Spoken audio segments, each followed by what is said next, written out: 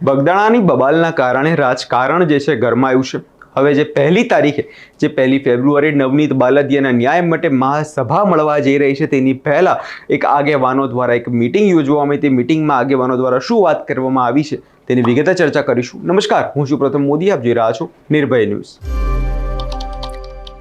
બગદાણાની બબાલમાં આપણે જોયું કે આગેવાન નવનીતભાઈ હતા, તેમના પર હુમલો કરવામાં આવ્યો હતો, જે બાદ નામ સામે આવ્યું હતું માયાભાઈ આહિરના પુત્ર જયરાજ આહિરનું, જેના કારણે કોળી સમાજમાં ભારે રોષ જોવા મળ્યો હતો અને કોળી સમાજના લોકો ન્યાયની માંગ માટે જે સમગ્ર વિરોધ જે છે નોંધાવ્યો હતો।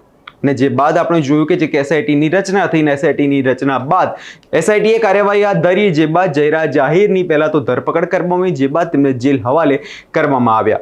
જે બાદ હવે આપણે જોઈ રહ્યા છે કે કોળી સમાજના લોકો જે 1 તારીખે મહાસંમેલન મળવા જઈ રહ્યું છે તેની પહેલા અલગ અલગ જગ્યાએ મીટિંગો કરી રહ્યા છે અને તે મીટિંગોમાં લોકો એક જ વાત કરે છે કે જે આ શરૂઆતમાં જે નવનીત બાલદિયા દ્વારા કહેવામાં આવતું હતું કે જે ફરિયાદી છે જયરાજ આહિર તે એનું નામ કેમ જે પોલીસ અધિકારીઓ દ્વારા લખવામાં આવ્યું નથી।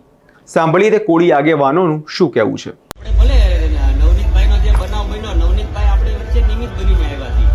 નવનીતભાઈને નિમિત્ત બનાવીને આપણે જે સમાજ એકત્રિત થયો છે એ એક મહત્વની બાબત છે અને આપણે આવી એકતા ટકાવી રાખવાની છે। એટલા માટે તો જો અત્યારે આપણને આ સરકારમાં અને ગમે ત્યાંથી આપણને આ બધું ન્યાય આપી દીધો એવું બતાવવામાં આવ્યું, પણ ખરા અર્થમાં હજી આપણને ન્યાય ન જેવા બની ગયા આપણા સમાજમાં। એકેય કિસ્સામાં આટલું બધું આંદોલન નથી થયું, ત્યારે અત્યારે આપણને કહેવાનું મન થાય છે કે અત્યારે ખરા અર્થમાં આખો સમાજ એકત્રિત થયો છે તો આપણે ઠેઠ સુધી લડી લેવી। આપણા જે અત્યાર સુધીના અન્યાયો અત્યાચારો થાય છે એ બધા કાયમ માટે બંધ થાય એવા આપણે પ્રયત્નો કરવાના છે। એટલા માટે આ ટીમે એક આખું બીડું ઝડપ્યું છે કે ભાઈ આ કિસ્સા આ જે અત્યારે બનાવ છે એ બનાવ પૂરતી આપણે નથી કરવાની। આપણે કાયમ માટે કોળી સમાજનું કોઈ નામ ન લે, કાયમ માટે કોળી સમાજને શાંતિ થઈ જાય એવા કાંઈક આયોજનો કરવી। એટલે આપણે આ જ આપણે લડત ચાલુ રાખી છે અને આવનારા દિવસોમાં પણ આપણે આ લડત ચાલુ રાખવાની છે। હજી પણ જેમ બને મોટી સંખ્યામાં કોળી સમાજ આપણે એકત્રિત થાય એવી બધાની લાગણી છે અને આ ન્યાય આપણને પૂરો હજી ન્યાય નથી મળ્યો, હજી આમાં ઘણી બધી તપાસ બાકી છે। આ તો આપણને ખાલી દેખાડવા હતું ધરપકડ થઈ ગઈ ને આ બધું થઈ ગયું, બાકી આમાં હજી મોટા મોટા માથાઓ બાકી છે, હજી ઘણા બધા નામો ખુલશે અને આપણે ખોલાવાના છે। કારણ કે આ લોકોને એવું હતું કે આપણે આદેશ કરી દો, આપણે એને જામીન ઉપર છોડાવી લઈશું, વાત પૂરી, કોળી સમાજ બેસી જાય છે। પણ હવે કોળી સમાજને બેહવાનું નથી, કોળી સમાજને જે મૂળ સુધી પહોંચવાનું બાકી છે કે તમે આની પાછળ કોના હાથ છે, દર વખતે કોળી સમાજને કોણ હેરાન કરે છે, તો કોળી સમાજ ઉપર આવા દર વખતે અન્યાયો અને અત્યાચારો થાય છે, એ માટે આપણે ઠેઠ સુધીની લડત લડવાની છે। અત્યારે ઘણા બધા જે લડતા તેને એમ થઈ ગયું છે ચાલો વાત પૂરી, પણ હજી વાત પૂરી નથી મિત્રો, હજી આવા ઘણા બધા આમાં હજી બાકી છે। આપણે અત્યારે બેસી જઈશું ને તો કાલ હવારાને જામીન મળી જશે ને બધું રફા દફા થઈ જશે અને ફરીથી આ જ સમય આવશે, ફરીથી નવનીતભાઈના ટાંટિયા ભાંગશે, આ થઈ જાય છે અને એ આપણે લડત ચલાવી શકીએ છીએ। તો મિત્રો હવે આવનારા દિવસોમાં કોળી સમાજ ઉપર આવા અન્યાય અત્યાચાર ન થાય એ માટે આપણે બધાએ પણ તમારી પણ ફરજ છે। આ લોકો તો જે ફરજના ભાગરૂપે કરે છે, પણ વિસ્તારના લોકોની અને સમાજના લોકોની પણ ફરજ છે એ આ લોકોને સપોર્ટ કરવો જોઈએ। એટલા માટે આપણે આવનારા રવિવારના દિવસે અક્ષર પાર્કની અંદર એક મહાસભાનું આયોજન રાખેલું છે। એ મહાસભામાં કોળી સમાજના ભાઈઓ દરેક તાલુકામાં દરેક જિલ્લામાંથી પધારવાના છે, તો આપણે ભાવનગર વાળાની ફરજ બને છે કે આપણે પણ આ આયોજનમાં જવું જોઈએ। એટલે તમારે તો આવવાનું છે, પણ સાથે આપણા સમાજના આજુબાજુમાં વસતા ભાઈઓ આયોજન એટલા માટે રાખ્યું કારણ કે દરેક આખા ગુજરાતમાં જિલ્લા વાઇઝ તાલુકા વાઇઝ દરેક આવેદન પત્ર આપ્યા આપણા સમાજના આગેવાનોએ, પરંતુ આપણે ભાવનગર શહેરમાં કાંઈ પણ કર્યું નહોતું।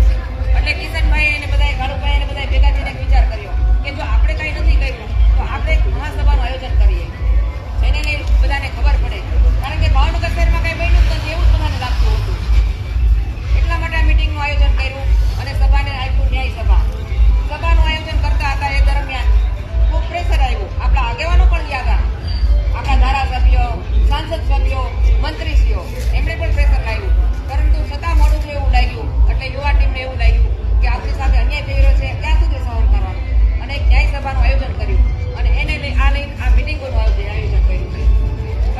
તો 1/2/2026 રવિવારના દિવસે 4 વાગ્યે મફતનગરમાંથી વધારેમાં વધારે લોકો આ સભાની અંદર જોડાય એવી આપને વિનંતી કરવા આવ્યા છીએ અને આપણી તાકાત કોળી સમાજની શું છે એ આવનારા સમયમાં બતાવવા માટે આપણે બધાને થઈ અને બતાવવાનું છે કે કોળી સમાજની આ તાકાત છે. જય જય કોળી સમાજ.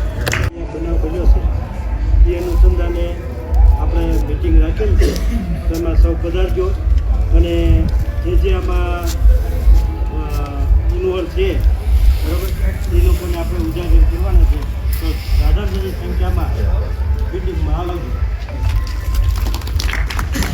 તો 28 દિવસ આ લોકોને ઊંઘ નથી આવી, રાત્રે સૂતા નથી સરખું, ખાવાના ઠેકાણા નહીં. આવું સતત એક ધારું વિચાર કરતા સૌ પ્રથમ બધા એક જોરદાર તાળી પાડો બધા, કેમ કે આ લોકો સતત એક કરવાના મૂડમાં હતા કે આ કરવું તો છે જ. તે કરવું શું કામ?